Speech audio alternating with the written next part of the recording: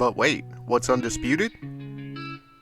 Undisputed is the boxing simulation game due out October 11th of this year. Now in its final phases of testing, it's been available on Steam with early access since 2023. It has nearly 13,000 positive reviews already, and the roster is ridiculously large, with boxes such as Muhammad Ali, Sugar Ray Robinson, Terrence Crawford, Lomachenko, Canelo Alvarez.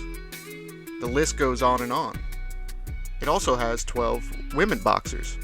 It's been nearly a decade since we've seen a AAA boxing game that was worth playing. Undisputed definitely is going to fit that bill. With articles in places like Forbes, there are millions of players already looking forward to this game. So look at the links below and be sure to check out Undisputed. And if you want to get it early, check out Steam and fight your way to the top. With that being said, here's Big Duke 6 with the Golden Age of Boxing. Hello, kiddies. Today we step back in time to after the Rumble in the Jungle. Big George Foreman was not the same after his loss to Ali. Though he did have a legendary fight with fellow slugger Ron Lyle, who was another powerhouse. They were swapping knockdowns back and forth, landing bombs until Foreman finally got the advantage and put Lyle down for good. The punches were so hard, Foreman said, that you didn't feel them. It was like your brain lost connection to your body, telling you it hurt. But against a younger Jimmy Young, Foreman suffered a decision loss, and Foreman had been rushed to the hospital and said he had had an experience, a religious experience. Next, out of nowhere, Foreman left boxing for good to become an evangelist, never looking back. And for more than 10 or 12 years, Foreman led a family life, very fulfilled, having many children, and concentrating on his church and his developed youth center, where he helped young kids around Houston. As fate would have it, Foreman had run out of money due to someone taking his money, which happens too much in life, and just exhausting that trying to keep up with his youth center. Exhausting every avenue he had trying to regain funds to keep his youth center going, Foreman had only one option. At the age of 38, Big George Foreman returned to the squared circle. He was hardly given a chance to win a fight by any of the experts, low people in the audience, his fans. But Foreman still had power and intelligence, and his determination was as Big Foreman himself. Now, to understand the return of Foreman, we must take a quick look back at the young Foreman, the unstoppable juggernaut with a sinister look and an even deadlier punch. The young Foreman was not just a big, brutish powerhouse. He was an intelligent fighter. He had ring savvy. Foreman had the persona of an unstoppable beast, but he also used ring intellect. His defense, called the mummy defense by Ali, used frames, stops, pushes, incorporated with some grappling to help Foreman move his opponents into a position where he wanted them, where he could strike. He would frame using his arms to block opponents' punches by catching their arms, or he would even stop opponents' punches by holding their punch. And he would then move them into position where he could go on the offense. He also had deceptive speed, which he used to great effect until Ali. Ali had gotten into Foreman's head, plus his rope-a-dope spelled doom for Foreman back then. But now we fast forward to Foreman's return. And evangelist Foreman had learned the gift of gab. Foreman knew he had to slowly come back, so Foreman fought local journeymen, knocking them into oblivion. Fight after fight, still no one gave Foreman a chance. With Archie Moore's teachings, Foreman now used a new cross guard, using his size to defend. This would allow him to lean on opponents who were ducking him or lift their chin if they had their head up. He still used his old mummy tactics coupled with his new cross guard. The new Foreman was a merciful fighter, calling for the ref over to some opponents who were hurt, but every now and again, he was the old Foreman who would show the opponents what a death experience was like. As one man stated, "Man, he was hitting me with hammers. I saw death. That was death I saw.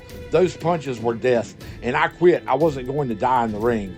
With old George delivering some new death experiences like the ones he had experienced.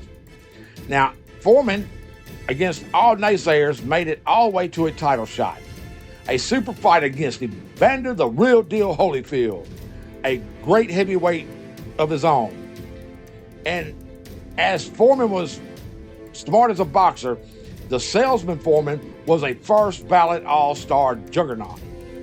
He learned as a preacher he had to make noise for people to listen. Now a fan favorite, George was all over TV.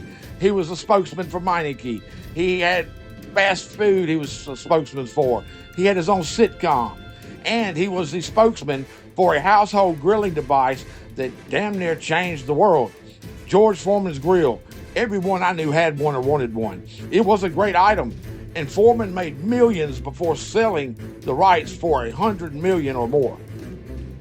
Now back to the ring. This shows Foreman is now fighting for something other than money. He's fighting for himself. No one gave him a chance against Holyfield, who was in his prime, but no one told Foreman that, and the fight stated to everyone's surprise. Foreman dodging Evander's jabs and constantly snapping Evander's head back repeatedly. But in round 3, Foreman somewhat abandoned his jab, opened up to Evander, who hit him with a 15-punch combo, but Foreman absorbed those punches as a sponge would absorb water.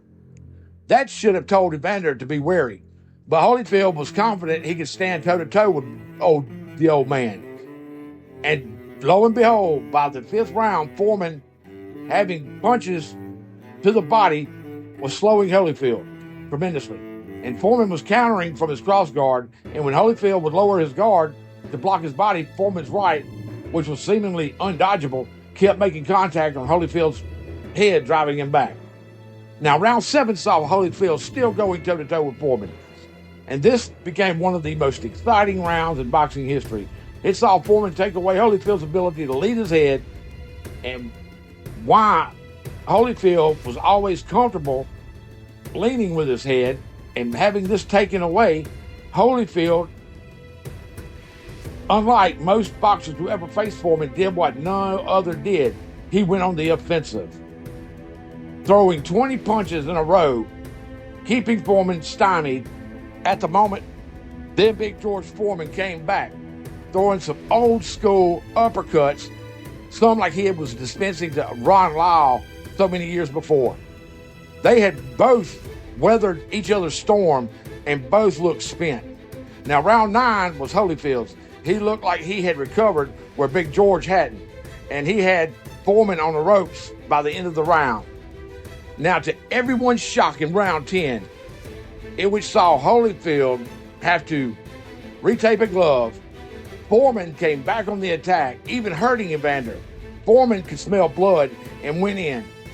Foreman, though, was tired, and Foreman could not finish the job. And Foreman needed a KO to win. In round 11, midway in the round, Foreman connected a murderous right, one which Holyfield stated was the hardest punch he'd ever been hit with ever. The 12th saw Holyfield basically clinch his way through the round to end the fight. Foreman had went 12 rounds toe-to-toe with the heavyweight champion of the world, Evander Holyfield, one of the greats, coming close to winning. An accomplishment in itself to go into the books for sure. This had to be the end for old Big George Foreman. He had made his mark, but came up just short to winning it all. But a feat to be remembered nonetheless. For there was nothing else Big George could do, was it? But as fate would have it, or karma, take your pick, Southpaw Michael Moore beats Evander Holyfield. And Moore sees an easy win against a high-profile fighter in George Foreman, as well as a big payday. Now, Moore should have taken heed to the warning signs before the fight that Foreman was giving. The most obvious being that Foreman was wearing the same exact shorts he wore in the Rumble in the Jungle against Muhammad Ali. Now that should have scared the bejesus out of Moore, but being a cocky little brash fighter, it didn't. Now at the outset of the match, surprisingly, Foreman looked like the old Foreman using his old long guard tactics, framing, pushing, stopping, grappling. And this did allow Foreman to counter Moore since his hands were always in position.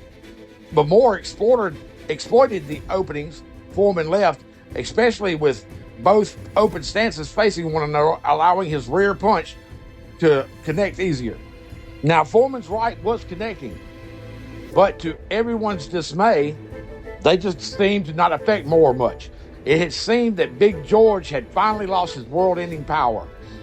And Moore also saw, or should I say felt this. Now, Teddy Atlas in Moore's corner also thought so and told Moore to move around and relax. You have Foreman's full measure. Though in the next few rounds, Foreman's boxing prowess shined through. Not much power, though, behind his punches. But Foreman was even framing off Moore's lead shoulder, effectively taking away the ease of Moore's rear punch, connecting with Foreman. A brilliant understanding of the art of pugilism. Now, just a personal note, if the ring savvy and intelligence of the old George Foreman was in the body of the young George Foreman, that would be the greatest heavyweight of all time, bar none. Now, by the end of the fifth, Teddy Atlas, a smart and talented trainer, told Moore to be wary in the ring. Atlas sensed something, but not sure what it was. Now, round 6 saw Moore ignore Atlas and stand toe-to-toe with Foreman, but Moore weathered the storm once again, and all had come to the realization that old George Foreman, who was old and sodded, had just lost his world-ending power.